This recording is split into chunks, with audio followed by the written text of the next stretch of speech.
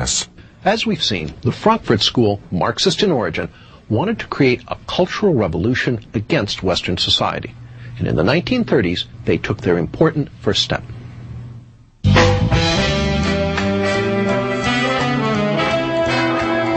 the 1930s, the work of Horkheimer, Adorno, Fromm, and Marcuse issued in its first tangible product, critical theory.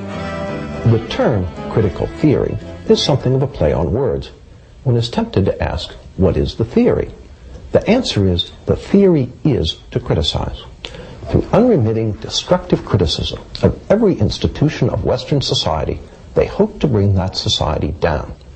Critical theory is the basis for gay studies, black studies, women's studies, and various other studies departments found on American university campuses today. These departments are the home base of political correctness. David Horowitz was present at the birth of campus political correctness. Well, I was a radical in the 60s. I was a Marxist, my buddies were people like Tom Hayden. I edited the largest magazine of the left at the time, Ramparts.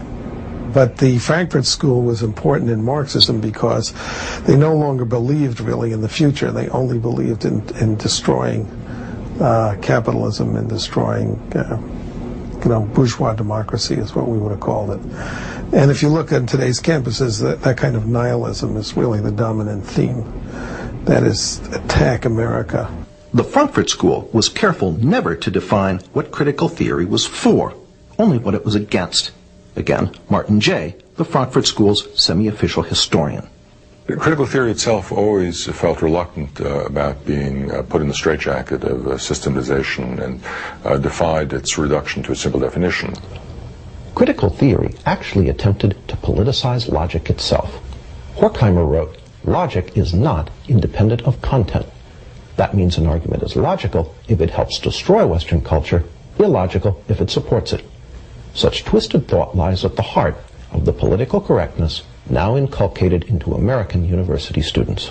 When there's 1% of the campus is conservative, and the other 9%, of the people who care are incredibly liberal, you're going to get something approaching a socialist state.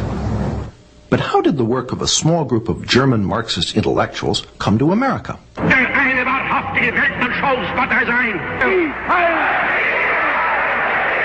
1933, when the Nazis came to power in Germany, the Institute for Social Research fled. It fled to New York City, where it was reestablished that same year with help from the president of Columbia University. Once in America, the Frankfurt School gradually shifted the focus of its work from destroying German society and culture to attacking the society and culture of its new place of refuge. Not only did they apply critical theory to American society, they added some new elements. One was the Institute's so-called Studies in Prejudice, which culminated in 1950 in Theodore Adorno's immensely influential book, The Authoritarian Personality. In it, Adorno argued that the American people possessed many fascist traits, and that anyone who supported traditional American culture was psychologically unbalanced. It is no accident that today, the politically correct are quick to label their opponents fascists and suggest that they need psychological treatment in the form of sensitivity training. People over profits! People over profits! The Frankfurt School even integrated political correctness' most fashionable cause, environmentalism, into their cultural Marxism, by way of Horkheimer and Adorno's book, Dialectic of Enlightenment. Well, they were very interested in what was called the domination of nature. Dialectic of Enlightenment in particular moved the emphasis away from economic domination to the species domination of the natural world, including, we might say, internal nature through psychoanalytic understanding of repression. So they were very keen on recognizing that we needed to have a more nurturant and a more, let's say, balanced relation between humankind and the natural world. After World War II, Horkheimer and Adorno returned to Germany, where the Institute was re-established at Frankfurt University. But not all the old members of the Institute returned.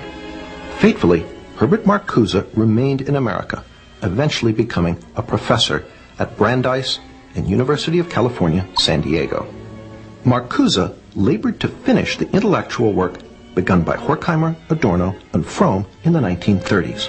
Marcuse, on the other hand, remained in the United States, and during the 50s and 60s developed some of their earlier ideas, merging Freud and Marx, interested in aesthetics, and interested in cultural, let's say, tendencies towards what he would call negation, which were usable in a campaign to call into question the what Antonio Gramsci would have called hegemony of capitalist bourgeois culture. And Marcuse became, of course, the so-called guru of the New Left. It was Marcuse who finally answered the question posed by Horkheimer in the early 30s.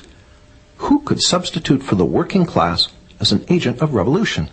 So you had to find some new constituency, whether it was students or blacks or women or gays or whatever it was. And Marcuse had a fluid Marxism that fit into this.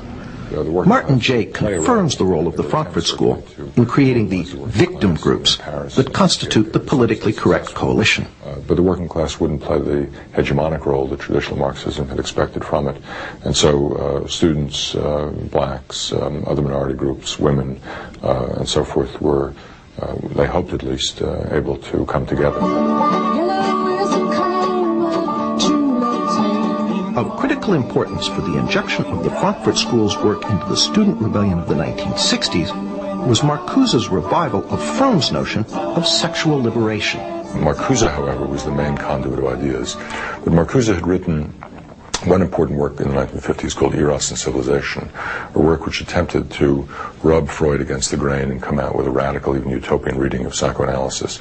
And that, combined with Norman O'Brown's Life Against Death, had a great impact on the counterculture and on emphasizing a libidinal element. Marcuse's Eros and Civilization condemned all restrictions on sexual behavior, calling instead for polymorphous perversity.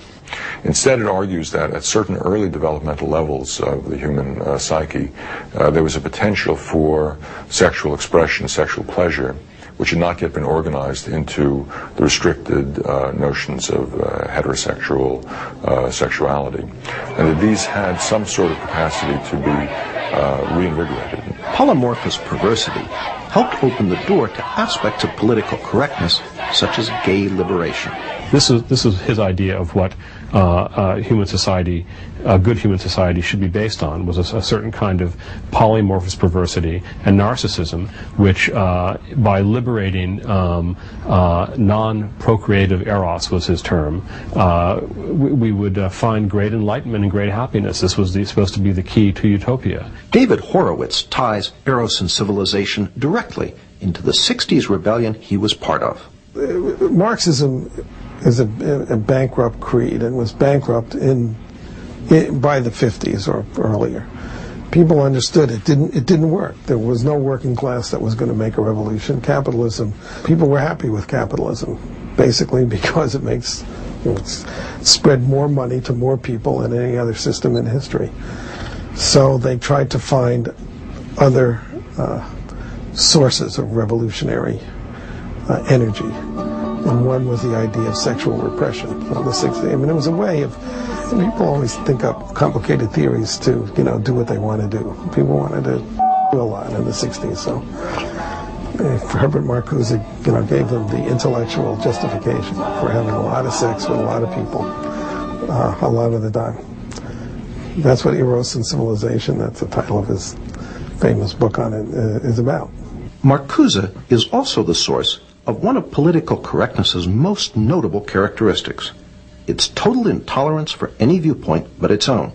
Marcuse argued that our free American society was actually a deception, that its true tolerance is somehow repressive, while he argued for something called liberating tolerance. And what he meant by that was liberating toleration, or liberating tolerance, meant intolerance from ideas and movements from the right, and tolerance for any ideas from the left. It's a recipe for repression. Even Martin Jay, a great admirer of the Frankfurt School, admits the totalitarian aspect of Marcuse. Perhaps his most significant essay in terms of impact